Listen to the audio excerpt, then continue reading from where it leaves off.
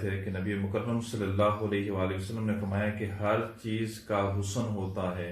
ہر چیز کا جمال ہوتا ہے، تو قرآن کا حسن جو ہے وہ سورہ رحمان ہے۔ اور اگر اللہ نہ کرے جنہیں یہ بات بھی بتاتا چلوں،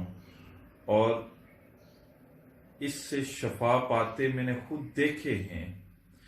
اللہ نہ کرے اگر کسی کو کینسر ہے، وہ سورہ رحمان کی تلاوت کرے، اور تلاوت کچھ اس طرح کرے کہ نماز فجر کے بعد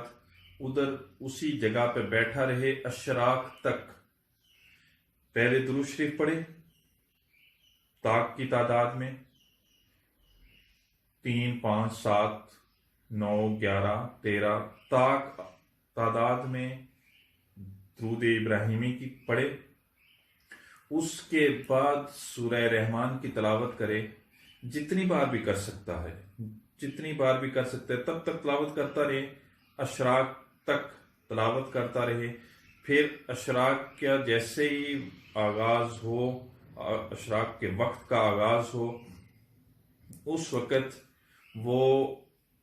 پھر طاق تعداد میں درود شریف پڑھے، پھر اشراق کے نوافل پڑھے، اس کے بعد اپنے رب سے دعا کرے۔ یہ عمل وہ کرے، اللہ اس کا کینسر ختم کر دے گا انشاءاللہ۔ اگر وہ یہ عمل کرتا ہے تو اس کو کینسر نہیں رہے گا۔